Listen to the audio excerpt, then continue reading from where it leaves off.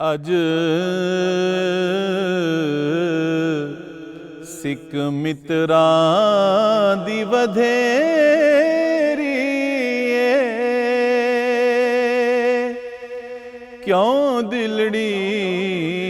ਉਦਾਸ ਘਨੇਰੀ ਏ,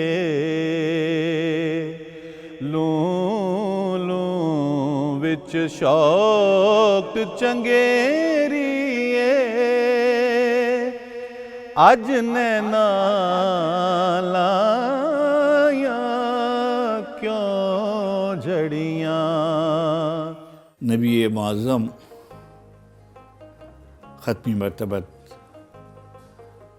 آقا حضور صلی اللہ علیہ وسلم کی نعت کی گفتگو کے لیے موقع میسر آیا ہے تو یہ سعادت ہے۔ اللہ رب العزت نے قرآن حکیم میں ان کے ذکر کو بلند کرنے کا وعدہ فرمایا ہے اور ان کے ذکر کو بلند کیا ہے۔ قرآن حکیم میں اللہ سبحانہ تعالیٰ نے ان کو بہت سے ناموں سے پکارا ہے، کہیں مزمل، کہیں مدثر، کہیں صرف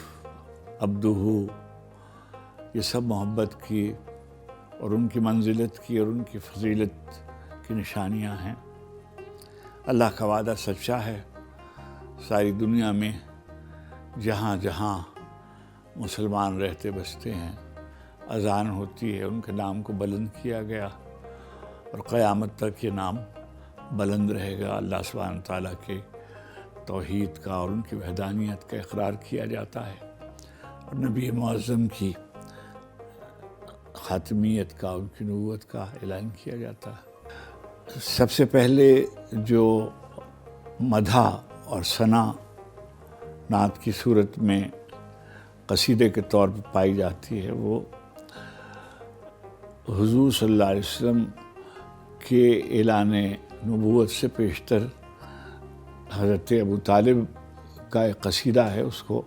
قصیدہ لامیہ کہتے ہیں۔ لامیہ قصیدے میں حضرت ابو طالب یہ فرماتے ہیں کہ آپ کا رخ روشن ایسا ہے کہ قریش کی عورتیں اس کا وسیلہ بنا کر بارش کی دعائیں کرتی ہیں اور آپ غریبوں اور مسکینوں اور مجبور اور مظلوم لوگوں کی حمایت فرماتے ہیں۔ گویا دو باتیں طے ہوئیں، ایک تو سراپا حضور کا اور دوسری بات اسوہ اور سیرت نبی کریم علیہ السلام کی۔ اب حضور کی زندگی، اسلام، قرآن کا آنا، اس کے بعد بہت اہم نعت گو شعراء سامنے آتے ہیں۔ سب سے پہلے جو نام آتا ہے وہ عرب کے بہت بڑے شاعر جن کا قصیدہ خانہ کعبہ میں آویزاں کیا گیا تھا اور سبع معلقات میں وہ شامل ہیں، زہیر ابن ابی سلمہ۔ ان کے صاحبزادے تھے کعب ابن زہیر رضی اللہ عنہ، پروردگار عالم ان سے راضی ہوں۔ نبی کریم علیہ السلام کی خدمت میں حاضر ہوئے اور انہوں نے ان کا قصیدہ پڑھا۔ سرکار والا تبار نے ان کو اپنی چادر عطا فرمائی اور ان کو دعا دی۔ قصیدہ بردہ شریف جو آپ سنتے ہیں، اولین قصیدہ بردہ شریف جو ہے وہ کعب ابن زہیر رضی اللہ عنہ کا ہے۔ محمد سید الکونین والثقلین والفریقین من قرب ومن عجم مولاي صل وسلم دائما ابدا۔ حسان بن ثابت رضی اللہ عنہ دوسرے بڑے مداح رسالت پناہ ہیں۔ حسان بن ثابت کے بارے میں کہا جاتا ہے کہ نبی کریم علیہ السلام نے ان کو مدینے کے نواح میں ایک باغ مرحمت فرمایا، اور میں یہ کہتا ہوں کہ ہر وہ شخص کہ جس کو نعت کہنے کی سعادت میسر آئی، وہ کسی نہ کسی طریقے سے حضور اکرم صلی اللہ علیہ وآلہ وسلم کی طرف سے کسی نہ کسی باغ کی جزا کا مستحق ضرور ٹھہرا ہوگا اور ٹھہرایا جائے گا انشاءاللہ آخرت میں بھی۔ ایک اور نعت گو شعراء میں عبداللہ ابن رواحہ رضی اللہ عنہ بہت بڑی شخصیت ہے، ان کی نعتیں محفوظ ہیں۔ بہت اور بھی اصحاب ہیں جنہوں نے حضور کے سلسلے میں نعت کہی۔ تو عربی شاعری میں قصائد کی شکل میں نعت کا ایک تسلسل ہے، اور جو آخری بڑی نعت عربی کی ہمارے ہاں بہت مقبول ہے وہ ہے قصیدہ بردہ شریف، حضرت بصیری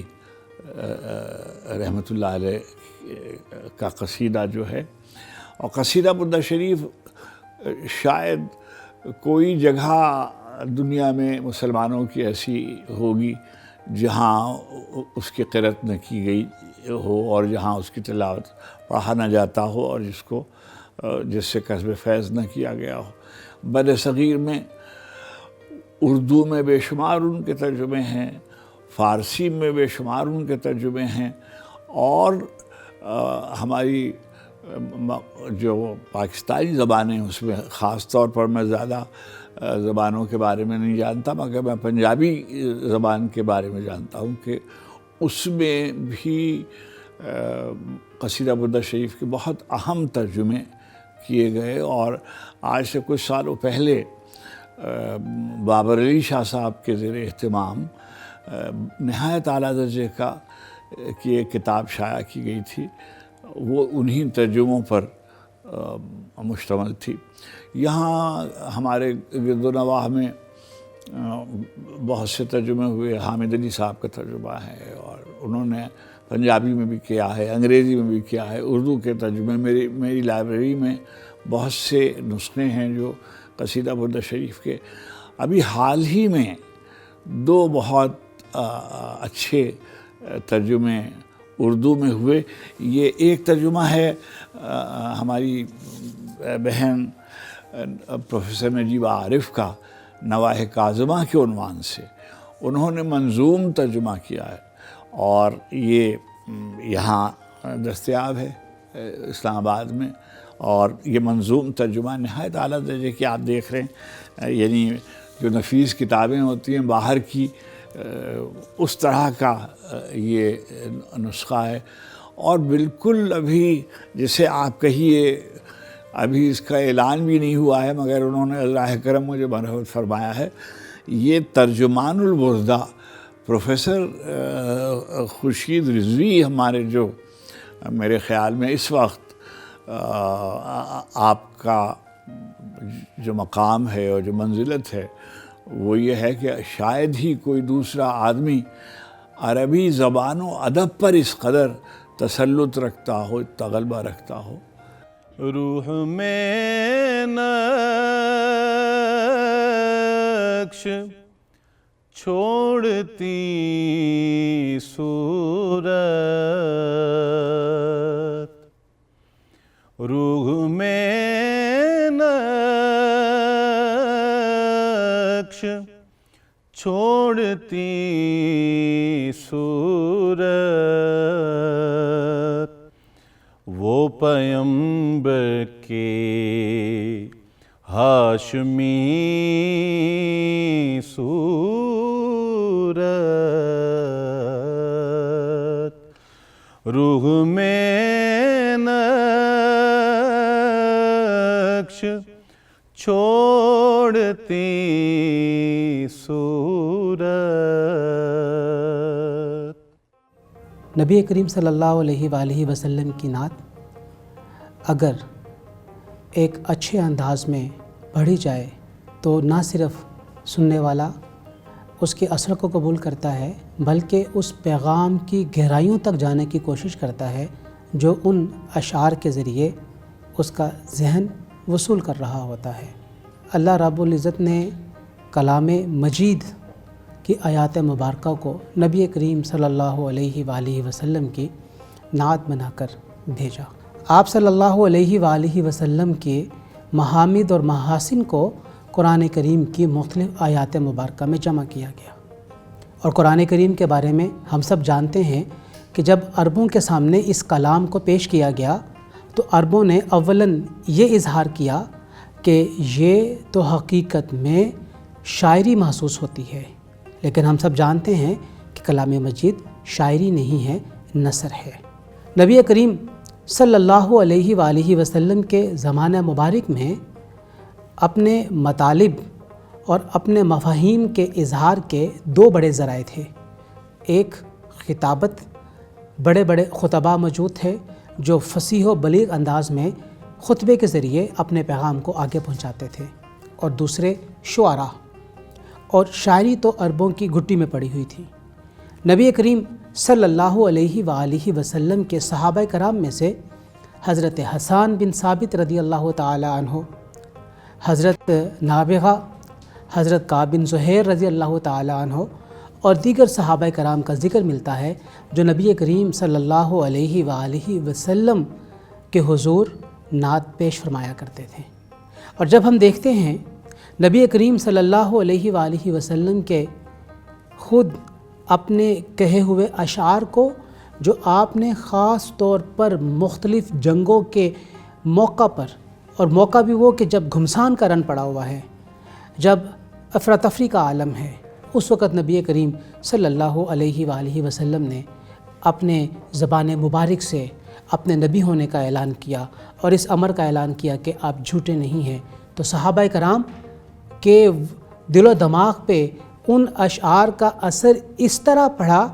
کہ وہ صحابہ کرام جو بکھرے ہوئے تھے وہ نبی کریم صلی اللہ علیہ وآلہ وسلم کے ارد گرد اکٹھے ہونا شروع ہو گئے۔ آپ غزوہ احد کو دیکھ لیجئے، غزوہ حنین کو دیکھ لیجئے، دونوں غزوات میں ہمیں نبی کریم صلی اللہ علیہ وآلہ وسلم کا شعری انداز میں صحابہ کرام کو متوجہ کرنا اور پھر صحابہ کرام کا پلٹ کے دوبارہ آپ کے ارد گرد جمع ہو جانا، یہ اسی شاعرانہ انداز میں نبی کریم صلی اللہ علیہ وآلہ وسلم کے زبان اقدس سے نکلے ہوئے کلمات کا اثر ہے۔ تیرے دیار کے احسان بھولتے ہی نہیں،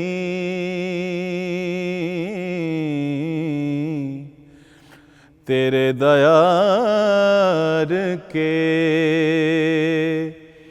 احسان بھولتے ہی نہیں،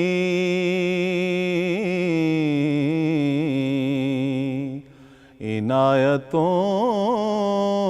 کے وہ سامان بھولتے ہی نہیں،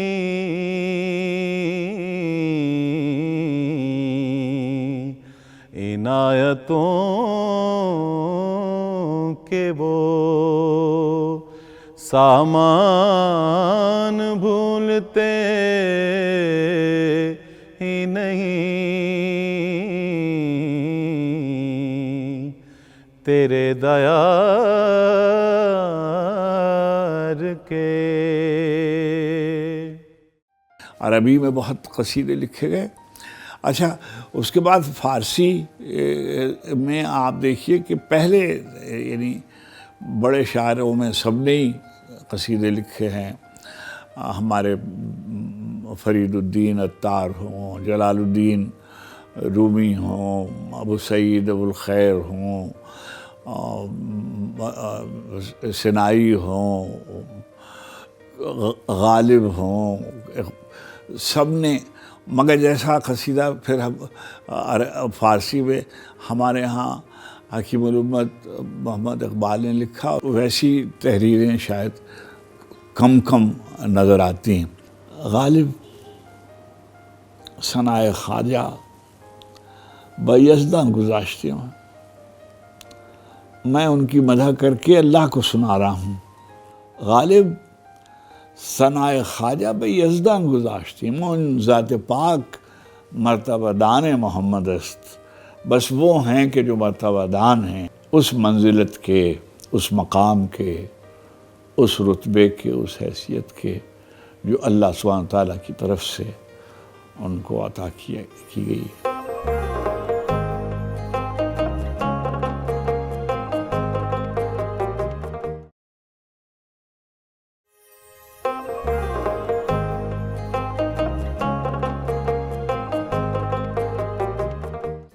اٹھارہ سو ستاون میں جو قیامت مسلمانوں پر گزری، وہ ایک بہت بڑا، جسے انگریزی میں ٹرننگ پوائنٹ کہتے ہیں، وہ نقطہ بن گئی۔ مسلمانوں کو ہونے یا نہ ہونے کا فیصلہ کرنا تھا، جسے کہتے ہیں ٹو بی اور ناٹ ٹو بی۔ انگریز کسی صورت مسلمان کو معاف کرنے والا نہیں تھا، اور وہ بہت قدیم بدلہ بھی چکانا چاہتا تھا جو صلیبی جنگوں سے اس کے سینے میں کروٹ لے رہا تھا، اور یوں اس نے تاج و تخت بھی مسلمان حاکم سے لیا تھا، اس لیے بھی اسے رقیب کا وجود برداشت نہیں تھا۔ سولیاں اگر مسلمانوں کو دینے کے لیے لکڑی کم پڑ گئی تو درختوں کے اوپر مسلمانوں کو ٹانگ دیا گیا، اور جی ٹی روڈ جیسی شاہراہوں پر، تاکہ جتنی مخلوق خدا گزرے وہ دیکھے اور عبرت پکڑے کہ انگریز سے ٹکرانے کا کیا نتیجہ ہوتا ہے۔ یہ سانحہ بلا شبہ ایک رنگ ہماری نعت کو بھی اور دے گیا۔ وہ جیسے کہتے ہیں، اتنا ہی یہ ابھرے گا جتنا کہ دبا دیں گے۔ اپنا درد بیان کرنے کی جو صورت تھی، مسلم امت جو تھی وہ زوال کا شکار تھی اور ابتری کا شکار تھی، اور سلطنت جو تھی مسلمانوں کی وہ ختم ہو گئی تھی، اور مسلم معاشرہ مائل بہ انحطاط تھا، اخلاقی طور پر بھی اور سیاسی اقتدار کے طور پر بھی۔ اس زمانے میں ایک گویا شکایت نامہ لے کر وہ حضور صلی اللہ علیہ وآلہ وسلم کی خدمت میں حاضر ہوتے ہیں اور ان سے توجہ کے خواستگار ہوتے ہیں۔ جو فطرت نے لچک عطا کی مسلمان کو، اس کا اب یہ ایک اور پہلو تھا جو ظہور نثر کے اندر بھی کر رہا تھا اور مناظروں کے اندر بھی ظاہر ہو رہا تھا اور نعت کے اندر بھی سامنے آ رہا تھا۔ وہ صدی 19ویں صدی مناظروں کی صدی بھی تھی، علماء کے پیچھے چلنے والوں کی صدی بھی تھی، علماء کے سیاسی تجربہ کرنے کی بھی صدی تھی، مگر اہم بات یہ ہے کہ اردو نعت جو قدیم زمانے سے دکنی عہد سے نظم میں لکھی چلی آ رہی تھی، اور نظم ہی جس کا میڈیم تھا جس میں تسلسل سے حضور صلی اللہ علیہ وسلم کی سیرت اور سوانح اور ان کے محامد اور ان کا پیغام اور پھر ان کے مغازی وہ بحث میں آتے، تو یہ روش بھی سلامت رہی، لیکن اب نعت سے اپنے مسائل کو پیش کرتے ہوئے خدا سے استعانت بھی مانگی گئی، حضور کے اسوہ سے روشنی بھی چاہی گئی، ان کی سیرت کو بیان بھی کیا گیا، اور ملکی قومی دکھ کو بھی سیاست کے حد تک بحث میں لایا گیا۔ یہ صورت نعت کی جو اس زمانے میں سامنے آتی ہے، کہیں فرنگی محل کے علماء کے قلم سے بھی دکھائی دی، تحریک مجاہدین کے ناطے بھی، ہم دیکھتے ہیں مومن خان مومن جو اردو کے صف اول کے غزل گو تھے، وہ مثنوی جہاد لکھتے ہوئے اور دنیا کو امام زمانہ کی پیروی میں شامل ہونے کے لیے،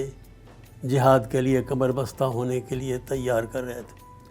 اور ہم دیکھتے ہیں کہ انفرادی طور پر بھی علماء نے اپنے ناطے ذاتی کوششوں سے حضور کی سیرت کو، ان کے پیغام کو، اسلام کی طرف پلٹنے کے مشورے کو، قرآن سے رہنمائی لینے کو، ان چیزوں کو بھی موضوع کیا گیا۔ اس زمانے میں مولانا لیاقت علی الہ آبادی کی نظم خاص طور پر بڑی نمایاں ہوتی ہیں۔ اس زمانے کے اندر مفتی سید احمد خان کی شاعری سامنے آتی ہے۔ تو یہ وہ زمانہ تھا کہ مولانا فضل حق خیر آبادی، منیر شکوہ آبادی اور ضمیر احمد بدایونی، یہ لوگ اس درد مندی کو سامنے لا رہے تھے جو عام آدمی مسلمانوں کی بدحالی پر محسوس کر رہا تھا۔ وہ جالیاں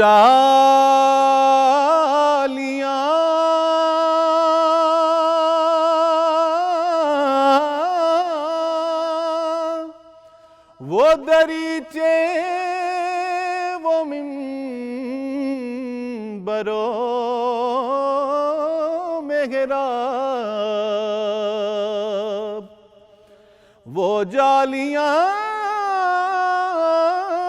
وہ دریچے وہ منبرو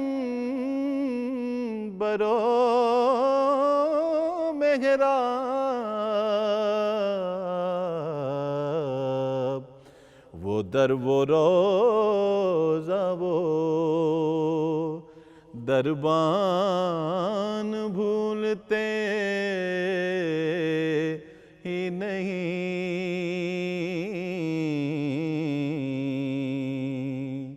وہ در وہ روزہ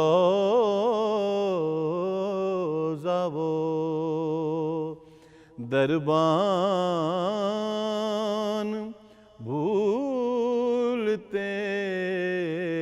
ہی نہیں،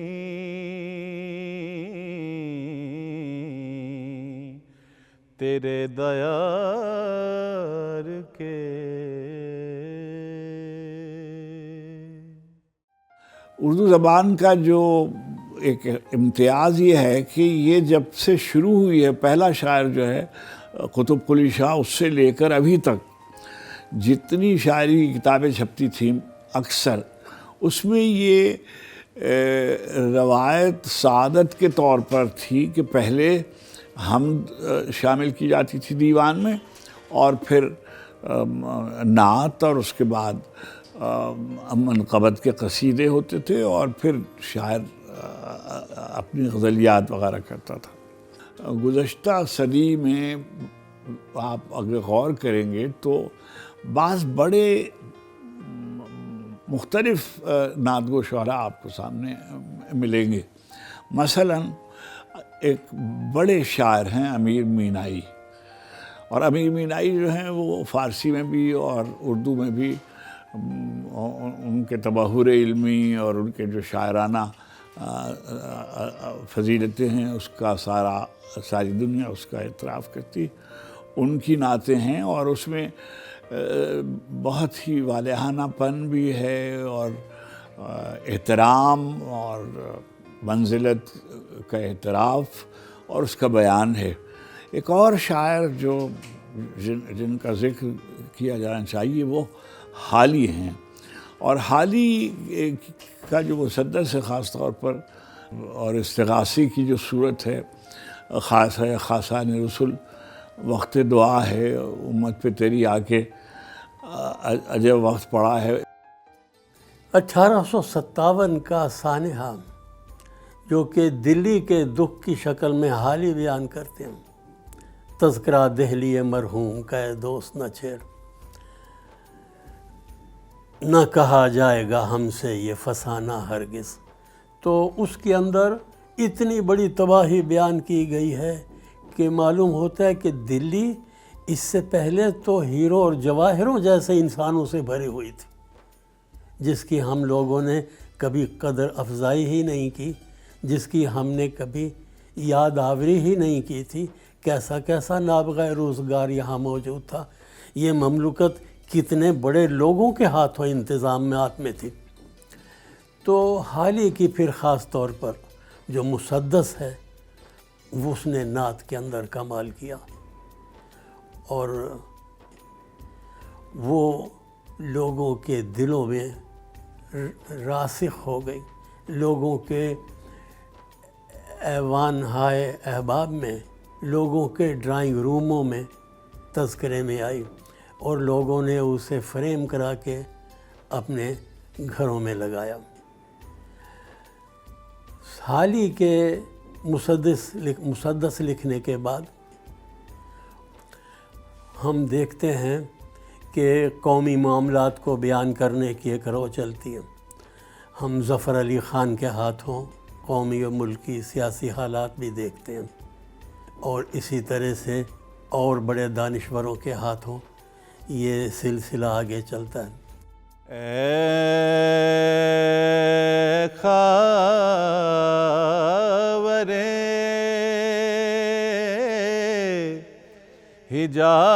حجاز کے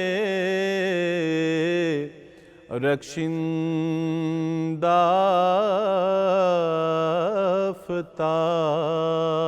آفتاب، اے خاور حجاز کے رخشندہ آفتاب، صبح ازل ہے تیری تجلی سے فیض یاب۔ نعت پوری دنیا میں لکھی جاتی ہے، سنی جاتی ہے، سنائی جاتی ہے، لیکن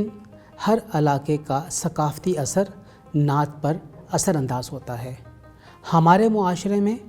نعت کو بغیر ساز و ساز کے پڑھا جاتا ہے، سنا جاتا ہے، اور زیادہ تصور یہی کیا جاتا ہے کہ نعت کو بغیر ساز و ساز کے پڑھا جائے اور پیش کیا جائے۔ لیکن جب ہم عرب کے دور دراز کے علاقوں کے ثقافت کو دیکھتے ہیں تو ہمارے سامنے ایک نیا رنگ آتا ہے۔ نبی کریم صلی اللہ علیہ وآلہ وسلم کی نعت گوئی میں مختلف قسم کے آلات ساز کو استعمال میں لایا جاتا ہے، اور نبی کریم صلی اللہ علیہ وسلم کی نعت پیش کی جاتی ہے۔ اور خصوصی طور پہ ہم یہ دیکھتے ہیں کہ عربوں میں آپ بات کریں اگر مراکش کی، میں نے خود اس بات کی وہاں پہ جا کے سماعت کی، یہ دیکھا ہے کہ جب مختلف قسم کے خوشی کے مواقع آتے ہیں تو ان خوشی کے مواقعوں پر باقاعدہ لوگوں کے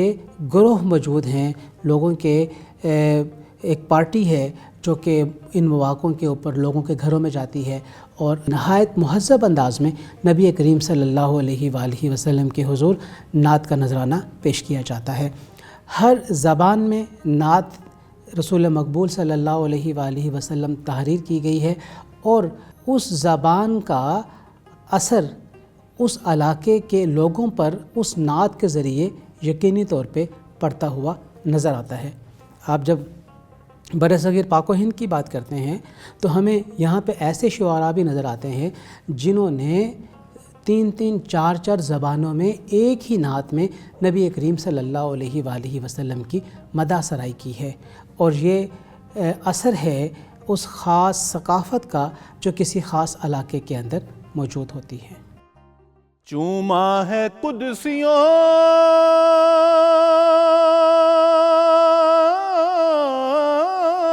نے تیرے آستانے کو، چوما ہے قدسیوں نے تیرے آستانے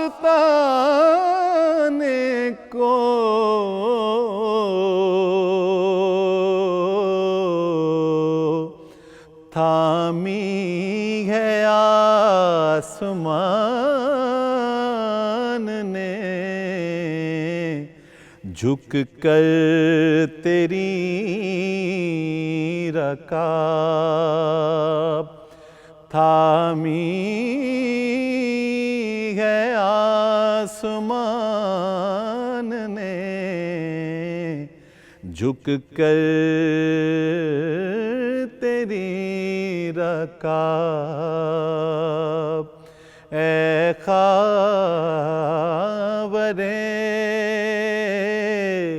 حجاز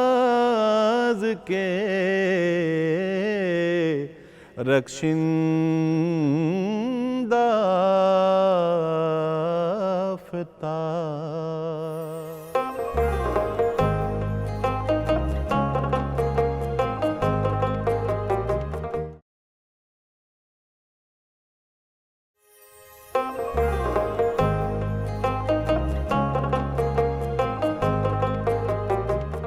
شاعری میں جو باتیں آتی ہیں وہ باتیں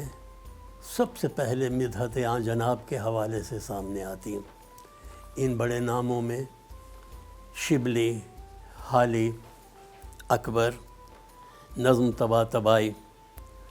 اقبال، حفیظ جالندھری، یہ نام سامنے آتے ہیں۔ ان سب ناموں کے اندر جو ملکی معاملات ہیں ان کی سیاست کے حوالے سے بھی استمداد کی گئی، مسلمانوں کی بدحالی کے ناطے بھی مدد مانگی گئی، جو مسلمان کی خواہشات کی پامالی بر صغیر میں ہو رہی تھی اس دکھ درد کو بھی بیان کیا گیا، اور حضور صلی اللہ علیہ وسلم سے اللہ کے خیر کا راستہ اس الجھی ہوئی دنیا کے اندر تلاش کرنے کی کوشش بھی کی گئی۔ تو ہم دیکھتے ہیں اس زمانے کے اندر مولانا احمد رضا خان، حسن رضا خان، غلام سرور لاہوری، بیدم وارثی، یہ نام جو ہیں ہمیں نعت کے اندر سامنے آتے دکھائی دیتے ہیں، اور قدیم رنگ بھی ابھی چل رہا تھا نعت کا، جس میں شائق حیدرآبادی، جلیل مانک پوری جیسے بڑے نام موجود تھے۔ لیکن اب نعت کا جو رنگ بنتا ہے وہ صرف حضور کے مغازی اور دوسری مہمات کا ذکر نہیں کرتا، اب وہ صرف حضور صلی اللہ علیہ وسلم کے حلیہ مبارک کی تصویر کشی نہیں کرتا، اب وہ صرف حضور صلی اللہ علیہ وسلم کے میلاد مبارک کے میلاد نامہ نہیں لکھتا، اب وہ یہ سب کچھ بھی کرتا ہے، لیکن اس کے ساتھ حضور کے پیغام کو بھی سامنے لاتا ہے، قرآن کی رہنمائی اختیار کرنے کا بھی مشورہ نعت دیتی ہے۔ اب وہ مسلمانوں کی اجتماعی صورتحال میں ان کے معاملات کو سنوارنے کی کوشش بھی ہماری نعت کے اندر کہیں کہیں بولتی دکھائی دیتی ہے، تاکہ ان کی بدحالی رفع ہو، وہ بھی سر اٹھا کر چلنے کے قابل ہوں۔ اس زمانے کی نعت کے اندر ہم دیکھتے ہیں کہ نظم کی بجائے اب غزل کے رنگ کے اندر دو مصرے کا ایک مضمون باقاعدہ چلنے لگا، جیسے غزل میں ہر دو مصروں کا ایک شعر ایک الگ مضمون بیان کرتا ہے، ایک مکمل مضمون۔ نعت نے منتشر مضمون تو بیان نہیں کیا کہ جس کو منتشر خیالی کہا جائے، اس نے تمام دو مصرے جو تھے، جن کو میں دو مصرع کہہ رہا ہوں، میری مراد شعر سے ہے، تمام اشعار کے اندر ایک باطنی ربط حضور صلی اللہ علیہ وسلم کی شخصیت کا سلامت رکھا۔ کہیں ان کے محامد بیان میں آئے، کہیں آپ کا حلیہ بیان میں آیا، کہیں آپ کی تعلیم بیان میں آئی، کہیں آپ کا اعلیٰ خاندان بیان میں آیا، کہیں آپ کا پیغام جس نے کہ دنیا میں انقلاب برپا کر دیا تھا وہ آیا، کہیں وہ رہنمائی جو کہ ہمیں مسلمان ہونے کے ناطے حضور کا لایا ہوا قرآن بخش سکتا ہے، کہیں اس کا ذکر ہوا۔ اس سے پہلے فارسی میں شاعر نے کہا تھا کہ یہ نعت کہنا یہ قصیدہ نگاری کی طرح نہیں ہے کہ بادشاہ کی شان میں جو جی میں آئے کہہ دو. یہاں تو ایک حرف ناجائز کہنا اللہ کی ناراضگی کو خرید لینا ہے، اور ایک حرف ان کی شان میں کم کہنا ان کی توہین کے زمرے میں آ جائے گا. تو یہ بہت احتیاط کا مقام ہے. یہ نعت کہنا یوں ہے جیسے تلوار کی دھار پر چلنا. ایک بڑا نام ہے محسن کاکوروی رحمۃ اللہ علیہ کا، جی، کہ مولا کی نوازش نہاں کھلتی ہے، عزت میری پیش قدسیاں کھلتی ہے، کہہ دو یہ ملک سے گوش بر آواز رہے، مداح پیمبر کی زباں کھلتی ہے. اور پھر انہوں نے ایک ایسا قصیدہ لکھا، وہ بھی لامیہ ہے قصیدہ، سمت کاشی سے چلا جانب متھرا بادل. اور یہ قصیدہ دیکھیے تمام کفر کی اصطلاحیں استعمال کر کے ایمان کے راستے کا سفر جیسا انہوں نے بیان کیا ہے، یہ ان کے قصیدے پہ سمجھیے. اور انہوں نے ساری زندگی قصیدے لکھے، اور کلیات محسن جو ہے وہ کوئی ورق ایسا نہیں ہے. سراپا لکھا ہے، معراج نامہ لکھا ہے،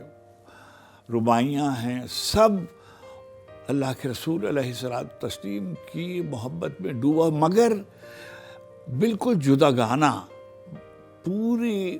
فن کی اور ہنر کی جتنی رعنائیاں ہیں، اور یعنی ثنائے بدائے بیان کی خوبیاں، خیال آرائیاں، مضمون آرائی محسن کے قصیدے پہ ختم ہیں. چنانچہ ہمارے ایک نقاد ہیں محمد حسن عسکری، اور انہوں نے اس قصیدے پر سب سے پہلے توجہ کی، اور انہوں نے بتایا کہ نعت محسن کا قصیدہ اور محسن کی جو نعت گوئی ہے وہ دوسرے نعت گویان بر صغیر سے قدر مختلف ہے. اور انہوں نے تنقید میں باقاعدہ ایک دبستان قائم کیا جو جدید گویا نقد و نظر کے تقاضوں کو پورا کرتا ہے. حشر کا دربار لگا ہوا ہو تو کون مجھ سے کہے؟ جبریل کہیں جبریل اشارے سے کہ ہاں بسم اللہ، کہیں جبریل اشارے سے کہ ہاں بسم اللہ. سمت کاشی سے چلا جانب متھرا بادل. کہ محسن ذرا وہ سخت قصیدہ سناؤ اپنا حضور کو، سمت کاشی سے چلا جانب متھرا بادل. ہم دیکھتے ہیں کہ سمت کاشی سے چلا جانب متھرا بادل، برق کے دوش پہ لائی ہے صبا گنگا جل. یہ ہندی لہجے والی نعت محسن کاکوروی کی اس زمانے سامنے آتی ہے جب ہم آخری بار کوششیں کر رہے تھے کہ ہندو مسلم شاید اکٹھے رہ جائیں، شاید ملک الگ نہ کرنا پڑے، شاید ہندو برداشت کر لے مسلمان کے علیحدہ وجود کو، شاید مسلمان سے تنگ نظری، مسلمان سے نفرت کی فضا ہندو ذہن سے الگ ہو جائے. تو مسلمان اب کوشش کر رہے تھے کہ اپنی شاعری کے اندر ہندی لفظیات استعمال کریں، ہندی تاریخ کے حوالے دیں، ہندوؤں کی مذہبی روایات جو ہیں حتیٰ کہ ان کے حوالے اس نعت کے اندر یہ جو قصیدے کی شکل میں لکھی گئی محسن کاکوروی کی یادگار لافانی نعت جس کا میں نے ذکر کیا، سمت کاشی سے چلا جانب متھرا بادل. اب دیکھیے کاشی اور متھرا یہ سب بر صغیر کے شہر ہیں، یہ بر صغیر کے باہر کی مطلب ہے کہ لینڈسکیپ نہیں ہے. کوئی سلیقہ ہے آرزو کا، نہ بندگی میری بندگی ہے، کوئی سلیقہ ہے آرزو کا نہ بندگی میری بندگی ہے، یہ سب تمہارا کرم ہے آقا، یہ سب تمہارا کرم ہے آقا، کہ بات اب تک بنی ہوئی ہے، یہ سب تمہارا کرم ہے آقا، کہ بات اب تک بنی ہوئی ہے۔ تو مسلم تہذیب کا ادب میں جب ظہور ہوتا ہے تو نعت اپنی اس تازہ ترین شکل میں ظہور کرتی ہے جس کے اندر بمصطفیٰ برساں خویش را کہ دی ہما اوست کو دین میں رکھا جاتا ہے اور سوچا جاتا ہے کہ ان کے حضور میں بات کرنا ہے تو یہ مقام وہ ہے کہ جہاں جبریل احترام کے ساتھ آتا ہے، لہٰذا انتہائی شائستہ لہجہ، انتہائی نفیس اور لطیف آواز، انتہائی نازک جذبہ، یہ سبب نعت کے لوازم ہوئے۔ تو اس زمانے کے اندر ہم شعر سنتے ہیں، ظفر علی خان جیسا بلند آواز میں بات کرنے والا وہ بھی کہتا ہے، وہ شمع اجالا جس نے کیا 40 برس تک غاروں میں، ایک روز جھلکنے والی تھی کل دنیا کے درباروں میں۔ اور حفیظ شاہ نامہ اسلام لکھ کر لاتے ہیں اور اس کے اندر بتاتے ہیں کہ کس کس طرح بائیکاٹ مسلمانوں کے کیے گئے، شیب ابی طالب میں کیسے انہیں محصور رکھا گیا کہ یہ نفوس قدسیہ کھانے کی ہر چیز کو ترس گئے اور جوتوں کے چمڑے ابال کر کھانے پر مجبور ہوئے۔ یہ ستانے کی انتہا تھی۔ تو حفیظ کا شاہ نامہ اسلام کون ہے جس نے نہیں سنا؟ سلام اے آمنہ کے لال، اے محبوب سبحانی،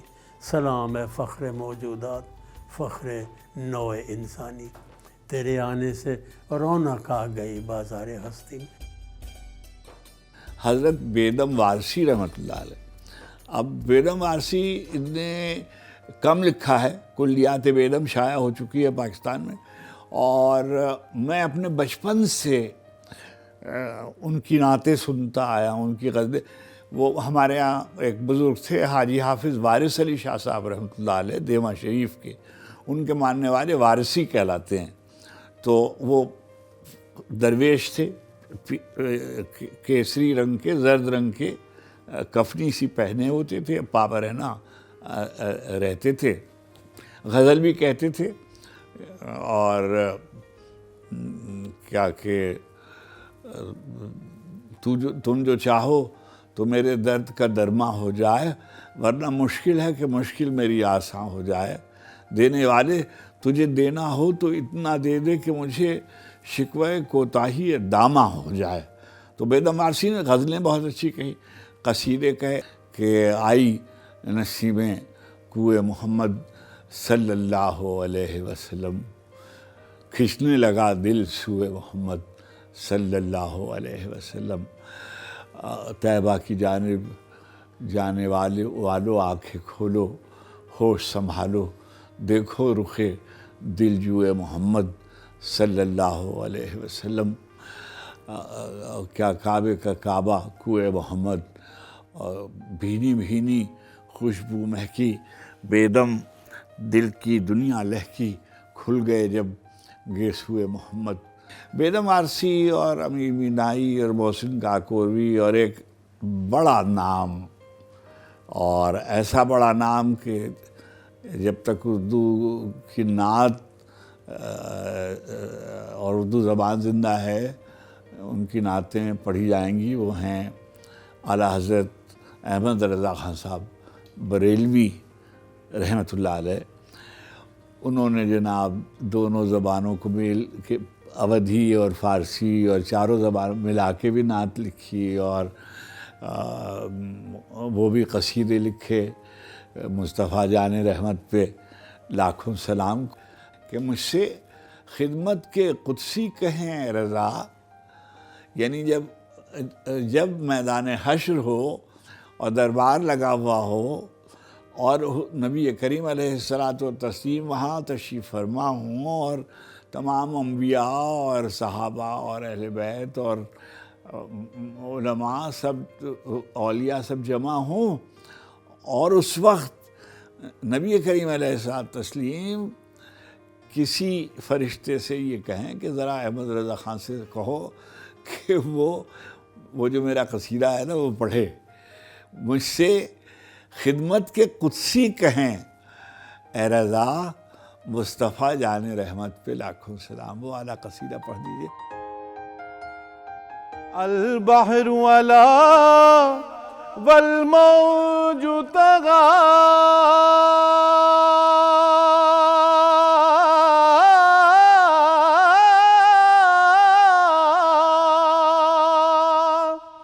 من بے کس و طوفان ہوش ربا، من بے کس و طوفان ہوش ربا، مجدھار میں ہوں بگڑی ہے ہوا، موری نیا پار لگا جانا، لم یات نظیرک فی نظر، مثل تو نہ شد پیدا جانا۔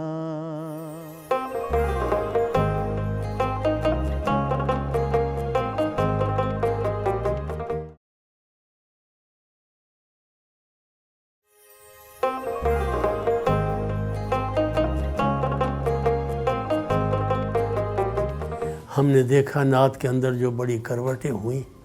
ان کے اندر اقبال سہیل صاحب کی ایک آواز تھی جنہوں نے اس کا معیار بنایا،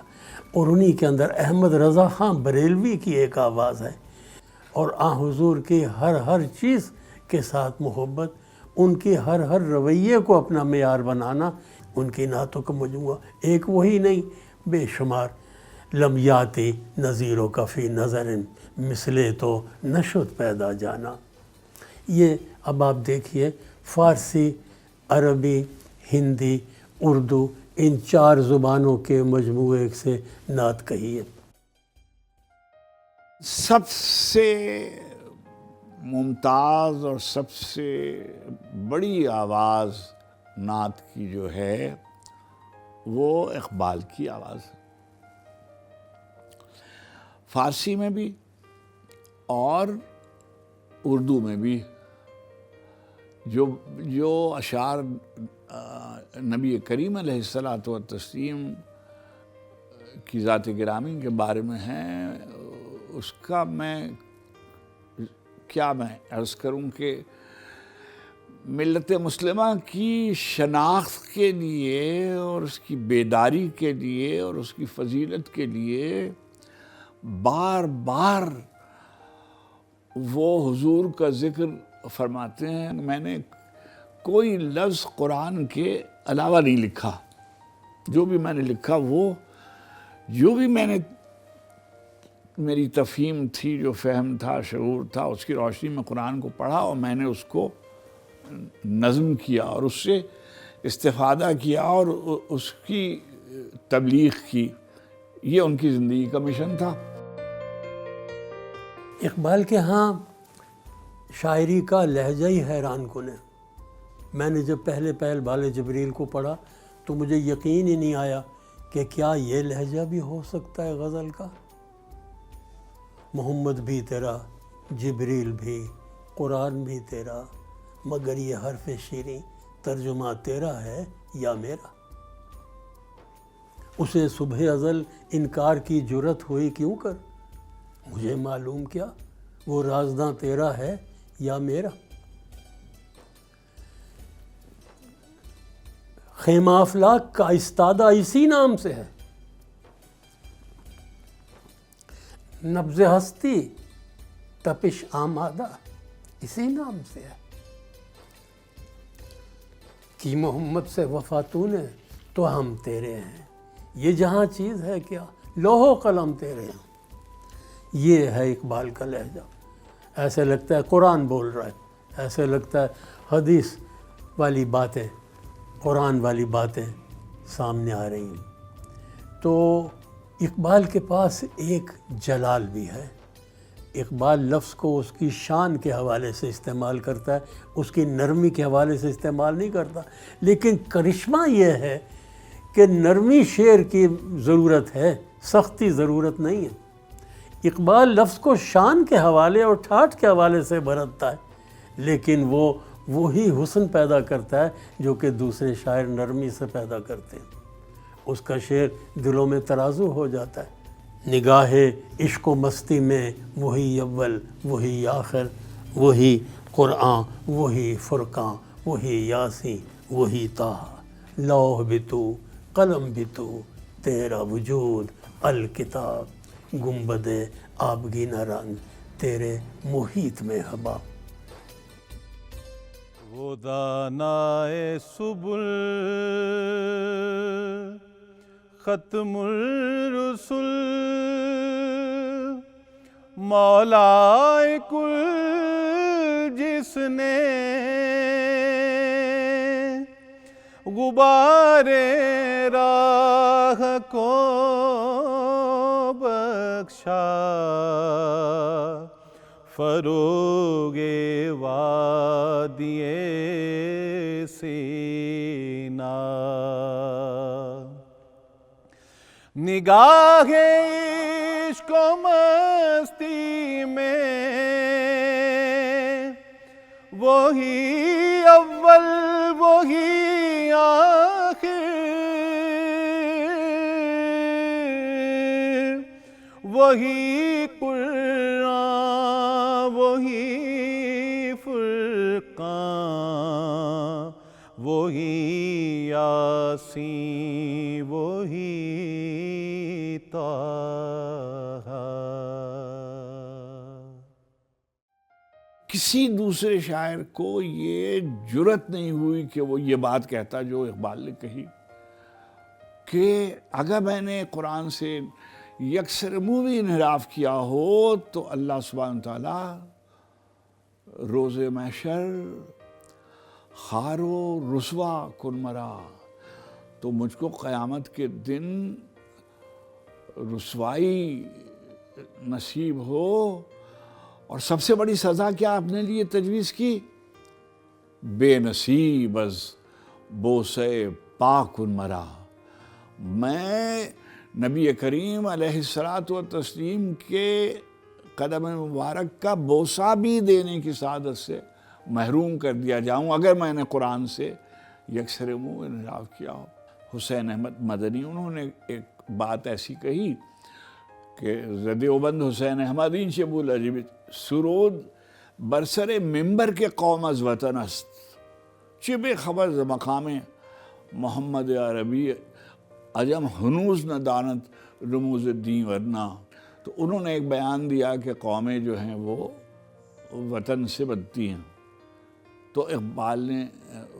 اس سے انحراف کیا۔ ان کا تو یہ خیال تھا کہ خاص ہے ترکیب میں قوم رسول ہاشمی کہ جو ملت مسلمہ ہے، یہ بالکل جداگانہ ہے۔ اور پھر انہوں نے کہا کہ ایک ہے اس کی شناخت، بمصطفیٰ برساں خیش را کے دی ہم اوست، اگر بہو نہ رسیدی تمام بولہ بیست۔ صرف اور صرف عشق مصطفیٰ صلی اللہ علیہ وآلہ وسلم ہے جو ہمارا ہدف ہے، جو ہمارا منتہا ہے، جو ہماری منزل ہے۔ انہی کا اتباع، انہی کی پیروی، انہی کے حکم کو بجا لانا ہماری زندگی کا مشن ہے، اور وہی ہماری زندگی کو بامانی بناتا ہے۔ عظیم صوفی، عالم، فقیہ حضرت بابا مہر علی شاہ صاحب رحمۃ اللہ علیہ اب ان کی ذات گرامی اور ان کا سرچشمہ فیضان ابھی تک جاری ہے، اور سب پڑھتے ہیں کتھے مہر علی کتھے تیری ثنا، گستاخ اکھی کتھے جا اڑیاں۔ اچھا، عام طور پہ لوگ جا لڑیاں پڑھتے ہیں، مگر وہ مصرع اس کا جو صحیح ہے وہ یہی ہے کہ کتھے مہر علی کتھے تیری ثنا، گستاخ اکھی کتھے جا اڑیاں۔ اچھا، کس قدر شہرت اللہ نے اس نعت کو دی۔ مکھ چند بد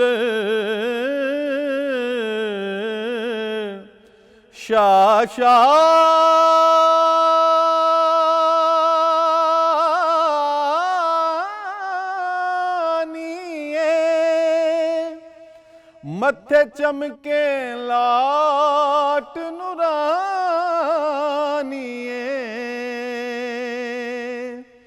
مکھ چند بد شاشانیے، متھے چمکے لاٹ نورانیے،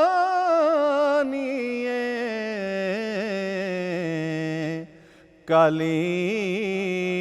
زلف تے اکھ مستانیے، مخمور اکھیں گن مد بھریاں، اج سکھ متراں دی ودھیری کیوں دلڑی اداس گھنیری۔ پاکستان سے باہر ایک بزرگ ہیں جو نعت کے سلسلے میں بہت مشہور ہوئے، ان کے نام کے ساتھ زائر حرم لکھا جاتا تھا، حمید صدیقی، ان کی نعتیں بہت مشہور ہوئیں۔ پھر اقبال سہیل ہیں، ان کا مجموعہ ہے تابش سہیل، انہوں نے بھی بیدم کے اتباع میں صلی اللہ علیہ وسلم کی ردیف میں بہت اچھا قصیدہ لکھا ہے۔ یہاں پاکستان کے قیام کے بعد نعت بہت لکھی گئی۔ اردو ادب کی سینکڑوں برسوں کو محیط تاریخ میں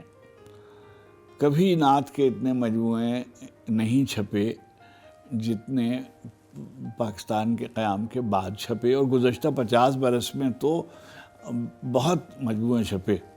ماہر القادری صاحب ہمارے ایک بڑے نعت گو، نعیم صدیقی صاحب اور اعجاز رحمانی ایک ہمارے شاعر تھے، اور وہ نعت ہی انہوں نے لکھی۔ اور جیسے اب جو نام نمایاں ہوا حافظ مظہر الدین صاحب، انہوں نے بہت اچھی نعتیں لکھی، نہایت اعلیٰ درجے کی نعتیں انہوں نے لکھی۔ اور قیام پاکستان کے بعد سب سے زیادہ نمایاں وہ صرف نعت ہی، حمد و نعت ہی، یعنی غزلیں وغیرہ لکھی ہوں گی مگر شہرت ان کی وہی تھی۔ حفیظ طائب صاحب بہت بڑا نام ہے نعت کا، اور میں سمجھتا ہوں کہ انہوں نے پنجابی میں بھی لکھا ہے، اور اگر اردو میں بھی انہوں نے جو نعتیں لکھی ہیں وہ اردو ادب کی جو تاریخ ہے نعت کی اس کی بے مثال شاعر ہیں۔ بشیر حسین ناظم، وہ عربی اور فارسی زبانوں پہ بھی تسلط تھا ان کا، اور اردو میں شعر کہتے تھے، پنجابی میں شعر کہتے تھے، تو انہوں نے بہت ذخیرہ چھوڑا۔ حکیم سرو سہارنپوری یہاں تھے، بہت ہی عمدہ نعتیں۔ اچھا، اب میں نے ان کا اسم گرامی حنیف نازش تھا، ان کے کئی مجموعے آئے اور وہ صرف نعتیں لکھتے تھے، نہایت اعلیٰ درجے کی نعتیں،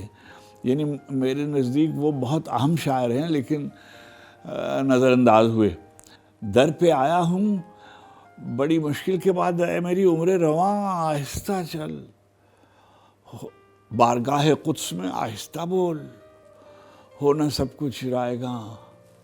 آہستہ چل، سارے عالم کہیں بھی گھوم پھر، یہ مدینہ ہے یہاں آہستہ چل۔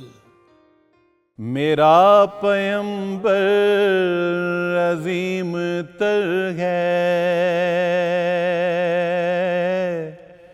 میرا میرا پیمبر عظیم تر ہے، کمال خلاق ذات اس کی، جمال ہستی حیات اس کی، بشر نہیں عظمت بشر ہے، میرا پیمبر عظیم تر ہے، وہ شرح احکام حق تعالی، وہ خود ہی قانون خود حوالہ، وہ خود ہی قرآن خود ہی قاری، وہ آپ مہتاب آپ حالہ، وہ عکس بھی اور آئینہ بھی، وہ نقطہ بھی خط بھی دائرہ بھی، وہ خود نظارہ ہے خود نظر ہے، میرا پیمبر عظیم تر ہے، میرا پیمبر عظیم تر ہے۔ اچھا، مظفر وارثی صاحب، اللہ نے ان کو بہت عزت بخشی، انہوں نے بہت اچھی غزل بھی کہی اور لحن بھی اللہ نے ان کو بہت عمدہ دیا تھا، اور ساری دنیا میں ان کی نعتیں ان کے لحن میں پڑھنے کی نقل کی جاتی ہے، اس قدر اچھا وہ پڑھتے تھے، اور رحمت للعالمین، اور تو ان کا سمجھیے مارکہ آرا قصیدہ ہے ایک طرح سے، تو مظفر وارثی کا نام ہے وہاں، ماہر القادری صاحب، اقبال عظیم صاحب نے بہت اچھی نعتیں لکھی، خواتین میں ہماری یاسمین حمید کی نعتیں چھپی ہوئی ہیں جو کتابوں میں دیکھنے میں آتی ہیں، ایک تصویر فاطمہ ایک خاتون ہیں جو کراچی میں رہتی ہیں، وہ مذہبی شاعری کہہ لیجئے اس کو، نقد نعت کے لیے بہت زیادہ کام پہلے نہیں ہوا تھا، لوگ اس کو بس ایک صنف ایسے کہ بھئی اب کتاب چھپ رہی ہے تو حمد بھی چھپ جائے، نعت ہو جائے، قصیدہ ہو جائے اور پھر غزل ہو جائے، اس طریقے سے تبرکاً حصول سعادت کے لیے اس کو شامل کر لیتے تھے۔ لیکن عسکری صاحب کے بعد ابو الخیر کشفی ہمارے ایک بزرگ ہمارے استاد کی منزل میں تھے، انہوں نے نعت کی تنقید کے بارے میں، سلیم کوثر نے بہت اچھی نعتیں لکھی، کیا میرے ہاتھوں سے خوشبوئیں جاتی نہیں، میں نے اسم محمد کو لکھا بہت اور چوما بہت، کچھ نہیں مانگتا شاہوں سے یہ شیدا تیرا،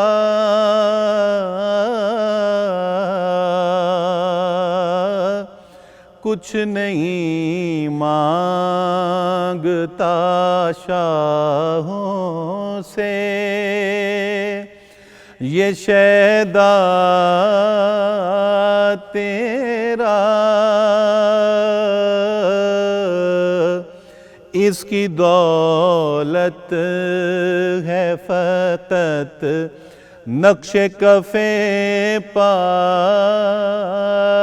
تیرا،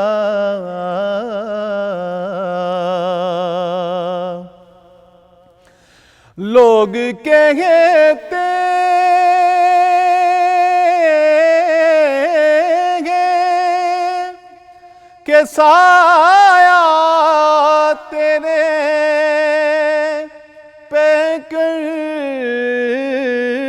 نہ تھا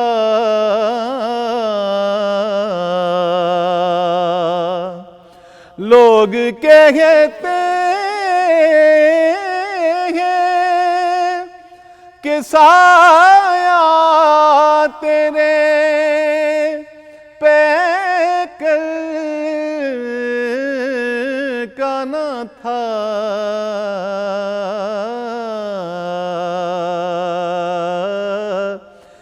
میں تو کہتا ہوں جہاں بھر پہ ہے سایہ تیرا میں تو کہتا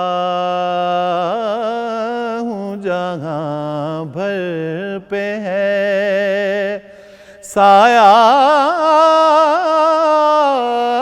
تیرا کچھ نہیں مانگتا شاہوں سے یہ شیدا تیرا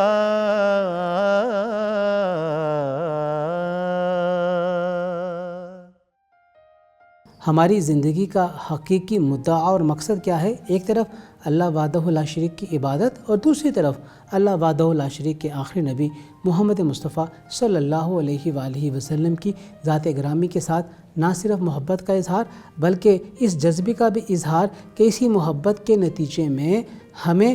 آپ کی سیرت طیبہ کو عام کرنے کی ضرورت ہے۔ تو حقیقت میں نعت کے سننے سے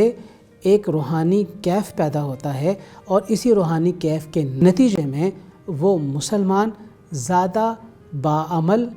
با اخلاق اور اچھے کردار کا حامل بن جاتا ہے۔ ہماری نعت نے ہر انسان کے خیر کے اس راستے کی طرف ہر حوالے سے بلایا ہے۔ اب اس میں تبلیغ کی بات بھی ہے، انذار اور ڈرانے کی بات بھی ہے، اس میں بشارت کی بات بھی ہے۔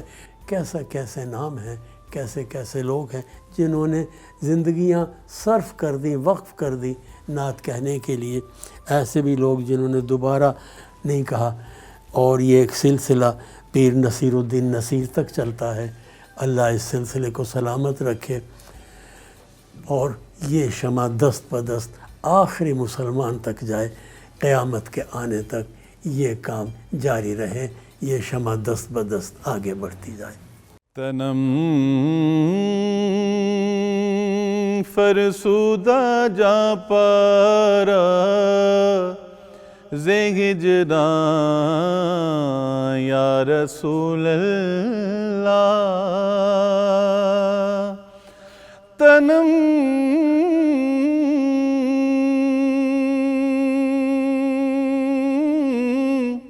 فرسودہ جا پراز ہجران یا رسول اللہ دلم پی مردہ وارا زیسیاں یا رسول اللہ چوسوے من گزراری منے مسکین زناداری چوسوے من گزراری منے مسکین ناداری فدائے نقش نالینت کنم جان یا رسول اللہ